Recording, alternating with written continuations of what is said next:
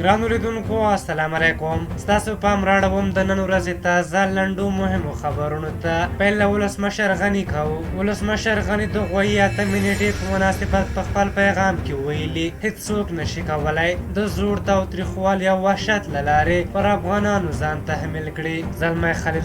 زلمی خلیلزاد وایي فکر نه کوي چې د بهرنیو ځواکونو له وتلو وروسته د افغان حکومت سقوط وکړي او طالبان د واک ته ورسیږي. انتوني بلنکن د امریکا د بهرنیو چارو وزیر انتوني بلنکن په خپلو تازه څرګندونو کې ویلي افغان حکومت په ځانګړې توګه افغانان نه غواړي چې یو ځل بیا د کورنۍ جګړه پیل شي. هغه زیاته کړې چې طالبان او د افغانستان ګاونډي هیوادونه هم دې کار ته زړه نښه کوي.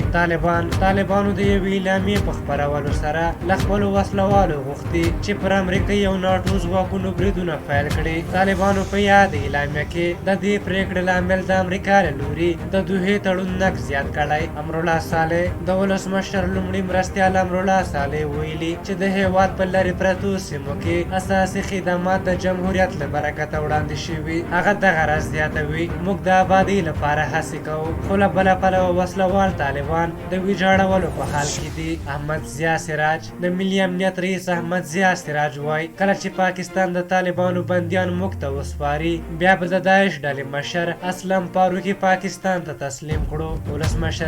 ولسمشر غني په پاریس ښار کې د احمد شاه مسعود په نامه د یو محل د نومولو له امله د یاد ښار شورا ته د احمد شاه مسعود دولتي نښان منظور کړ. د ښځو چارو وزارت په یوه اعلامیه کې ویلي چې د ولسمشر غني د فرمان له مخې هغه ښځینه بندیانې چې شیدې خوړونکي ماشومان لري او تر 5 کلونو پورې په بند محکومې شوې د غویي میاشتې د 8 په مناسبت پرته له دې چې د زندان مودې په نظر کې ونیول شي خوشي کیږي. هند کې د کورونا وبا له امله د مړو شویو کسانو شمېر له 2 لکو تنو څخه واوښت.